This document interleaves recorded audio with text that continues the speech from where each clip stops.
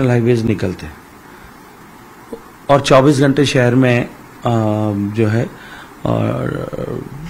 बड़े वाहनों के आगमन पर प्रतिबंध है, नो एंट्री रहती है। तो जोधपुर के चारों तरफ एक रिंग रोड बने, यह आवश्यकता थी। बीआरओ ने मिलिट्री रिक्वायरमेंट्स के लिए, स्ट्रेटेजिक रिक्वायरमेंट्स के लिए उस समय में इस रोड को डेवलप किया था। ऑपरेशन ब्रस्टैक्स के समय में जोधपुर में से निकलने वाले वाहनों के कारण से उसकी आवश्यकता महसूस की गई थी और लगभग 1 दशक बाद में वो बन पाई, लेकिन उसके कारण से बहुत कंजेशन था। वो रोड सिर्फ डबल रोड होने के कारण से और सारा जो है बड़ा ट्रैफिक शहर से निकलने के कारण से बड़ी चुनौती थी। मैंने 2015 में इसे टेकअप किया। कुछ कॉन्ट्रैक्टर के पार्ट पर कुछ फॉल्ट हो जाने के कारण से वो कंपनी पूरा नहीं कर पाई, रिसाइन करके दूसरे कॉन्ट्रैक्टर को टेंडर दिया गया, लेकिन आज उसका लगभग 80% हिस्सा पूरा हो गया। और मैं जिम्मेदारी से कहता हूं कि 2000 करोड़ रुपए की योजना जो जोधपुर की सिंगल लार्जेस्ट सड़क परियोजना जोधपुर शहर के लिए बनी। रोड इंफ्रास्ट्रक्चर के बाद में रेलवे इंफ्रास्ट्रक्चर में जोधपुर का संकट यह था कि जोधपुर से फुलेरा तक और जोधपुर से मारवाड़ जंक्शन तक इलेक्ट्रिफिकेशन भी नहीं था, डबलिंग भी नहीं थी। उसके कारण से यहाँ बॉटलनेक इस एरिया में होती थी, वो दोनों रिजॉल्व किया और कंप्लीट इलेक्ट्रिफिकेशन हो गया। उसके कारण से वंदे भारत रेल चल सकी और आने वाले समय में और इस तरह की गाड़ियां चलेंगी, इसकी संभावनाएं बढ़ी है, स्पीड बढ़ी है। जोधपुर का एयरपोर्ट डेवलपमेंट में जमीन की उपलब्धता सबसे बड़ी बाधा थी। अशोक गहलोत साहब 3 बार केंद्र सरकार में मंत्री और 5 बार सांसद रहने और नागरिक उड्डयन मंत्री का दायित्व रहने के बावजूद भी वो एक्सटेंशन पे काम नहीं कर पाए थे। 2 बार मुख्यमंत्री जोधपुर से होने के बावजूद भी वो एक्सटेंशन का काम नहीं हो पाया था। आदरणीय चंद्रेश कुमार जी के समय में वो कैबिनेट का हिस्सा होते हुए वो एक्सटेंशन का के लिए जमीन का जो है एयरफोर्स से मिलने की संभावनाएं नहीं बन पाई थी। मैं धन्यवाद देना चाहता हूं देश के प्रधानमंत्री नरेंद्र मोदी जी का और स्वर्गीय मनोहर पर्रिकर साहब का जो रक्षा मंत्री थे। मैंने जब दोनों से आग्रह किया तब एक चतुष्कोणीय समझौता होकर के airport authority of India, air force, नगर निगम और राज्य सरकार 37 एकड़ जमीन एयरफोर्स ने एयरपोर्ट अथॉरिटी ऑफ इंडिया को देना स्वीकार किया। उसके साथ साथ में जोधपुर में इंस्ट्रूमेंट लैंडिंग सिस्टम लगाया गया ताकि रात में यहां पे लैंडिंग हो सके। आज मैं ये खुशी से ये बात कह सकता हूं कि राज्य सरकार द्वारा, तत्कालीन राज्य सरकार द्वारा अनेक कार्यों में अनावश्यक विलंब करने के बावजूद भी आज एप्रिन जिस पर केवल 2 ही एयरक्राफ्ट खड़े हो सकते थे, आज 12 एयरक्राफ्ट खड़े होने जितनी जगह बनी है। और टर्मिनल बिल्डिंग का काम भी लगभग 35% से ज्यादा पूरा हो गया। अगले 6-8 महीने में वो पूरा हो जाएगा। ये रोड, रेल और एयर कनेक्टिविटी तीनों के सुधरने के बाद में अब जोधपुर में औद्योगिक निवेश की संभावनाएं बढ़ी है। और जोधपुर इस दृष्टिकोण से, जोधपुर और जोधपुर में कहूं तो जोधपुर क्योंकि गेटवे ऑफ थार है तो पूरा मारवाड़ इस दृष्टिकोण से अत्यंत सौभाग्यशाली है, क्योंकि किसी भी प्रदेश, किसी भी क्षेत्र के औद्योगिक डेवलपमेंट या किस क्षेत्र में औद्योगिक निवेश के लिए जो आवश्यकता है वो आवश्यकता होती है जमीन की, जो यहाँ प्रचुरता के साथ उपलब्ध है।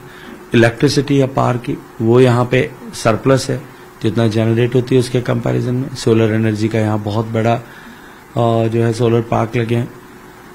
उसके बाद में आवश्यकता होती है पानी की। खेती के कंपैरिजन में इंडस्ट्री में पानी 5% आवश्यकता होती है, वो हमारे पास उपलब्ध है। उसके बाद में आवश्यकता होती है रॉ मटेरियल्स एंड मिनरल्स की। हमारे पास में कोयले से कच्चे तेल तक सब कुछ है और लाइमस्टोन से लेकर के रेयर अर्थ तक सब तरह के मिनरल्स अवेलेबल है। होती है इंडस्ट्रियसनेस की, उद्यमशीलता की। तो मारवाड़ का बेटा जहां कहीं भी दुनिया में गया अपनी पहचान बनाई। इसलिए राजस्थान, अब पश्चिमी राजस्थान अपार संभावनाओं के द्वार पर खड़ा है और ऐसी परिस्थिति में अब जोधपुर में औद्योगिक निवेश बढ़े, नए उद्योग जोधपुर में लगे, इसको प्राथमिकता में लेकर के काम करेंगे। शहर के ट्रैफिक को, कंजेशन को दूर करने के लिए एलिवेटेड रोड बनाने के लिए मैंने प्रयास करना प्रारंभ किया था। कुछ कारणों से डिले हुआ, लेकिन अब मैं ये कह सकता हूं कि अब वो बिल्कुल जो है एकदम तैयारी पर है। टेंडर की प्रक्रिया शुरू हुई है और टेंडर की प्रक्रिया समाप्त होते इसका शिलान्यास करके अगले 2-3 वर्षों में ये जोधपुर की सबसे बड़ी परियोजना के रूप में ये 10 किलोमीटर लंबा एलिवेटेड कॉरिडोर बन जाएगा। और ये बनने से शहर के ट्रैफिक कंजेशन, क्योंकि ये 3 लेयर पर बनेगा, तो अभी जितना ट्रैफिक निकलने की क्षमता है उससे लगभग 6 गुना ट्रैफिक निकलने की क्षमता होगी। तो बड़ा जोधपुर के लिए वो एक लाभकारी काम शहर के लिए होगा। जोधपुर से आगे आपके जो आपका जो क्षेत्र है, आपकी जो कॉन्स्टिट्यूंसी है, उसमें पश्चिमी राजस्थान के सीमांत जो जिले हैं उसमें भी हिस्सा आता है।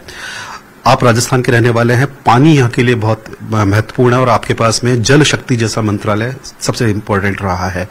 उस जगह के सीमांत में काम करते हुए आपने देखा, और जब ये जिम्मेदारी है तो उसको लेकर के आप देखिए, निश्चित ही पीने का पानी यहाँ के लोगों के लिए बड़ी चुनौती है। राजस्थान भर में है, राजस्थान के पूर्वी हिस्से में भी है और पश्चिमी हिस्से में भी बड़ा संकट है।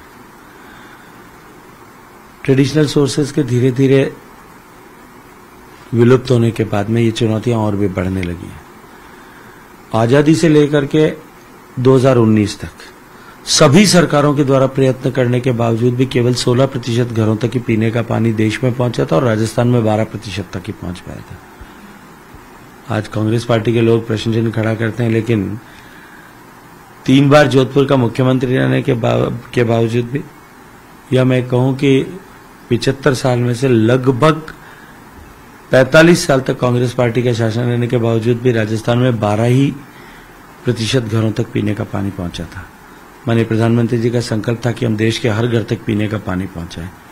अगर मैं राष्ट्रीय परिप्रेक्ष्य में देखता हूं तो मुझे संतोष होता है कि जो यात्रा हमने 16% से शुरू की थी, वो यात्रा आज 11.5 करोड़ से ज्यादा नए कनेक्शन दे करके 14 करोड़ 50 लाख घर, यानी 76% से ज्यादा घरों तक पहुंच गई। पिछले पूरे 1-1.25 साल से हमने हर सेकंड देश में एक नया कनेक्शन दिया। 11 करोड़ 50 लाख से ज्यादा माताओं बहनों के सिर से मटके का बोझ उतारने में सफलता प्राप्त हुई। दूसरी तरफ राजस्थान की तरफ देखता हूं तो कुछ दुख होता है।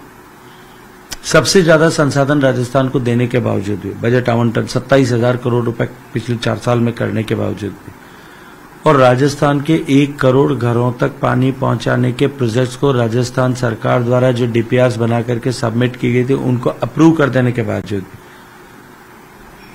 जहां देश ने 12 प्रदेशों में देश में 100% सैचुरेशन हो गया, 10 प्रदेश 80-85% से ऊपर खड़े। लोएस्ट परफॉर्मिंग स्टेट्स में राजस्थान यहाँ नीचे से दूसरे पायदान पर। और मैं तो ये मानता हूं कि इसमें कांग्रेस सरकार की, अशोक गहलोत सरकार की बदनीयती थी, और वो ये चाहते थे, ये जानते थे कि अगर हर घर तक पानी पहुंचा तो उसका एक बड़ा लाभ राजनीतिक दृष्टिकोण से भारतीय जनता पार्टी को मिलेगा और कांग्रेस अगले 25 साल के लिए इस प्रदेश से विदा हो जाएगी। इसलिए जानबूझ करके उन्होंने इन प्रोजेक्ट्स को अटकाने का, भटकाने का काम किया, और उनके चलते हुए राजस्थान में मात्र 6,000 करोड़ रुपए खर्च हुए और हम 50% के आंकड़े को भी नहीं छू पाए। देश से हम 25-26-30% तक देश के एवरेज से हम पीछे खड़े। हमारा संकल्प है कि अब डबल इंजन की सरकार बनने के बाद में हम तेज गति से काम करते हुए आगामी 2 वर्षों में इन सब परियोजनाओं को पूरा करेंगे।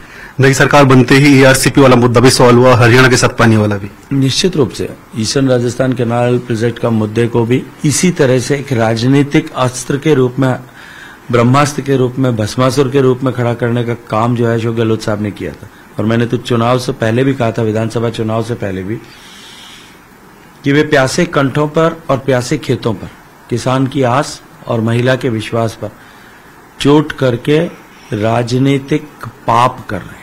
और मैंने उन जिलों में घूम करके इस विषय को बताया था कि हमने पार्वती, काली सिंध, चंबल और ईस्टर्न राजस्थान कैनाल प्रोजेक्ट को इंटीग्रेट करके न केवल राजस्थान के 13 जिले और 3.25 करोड़ आबादी के लिए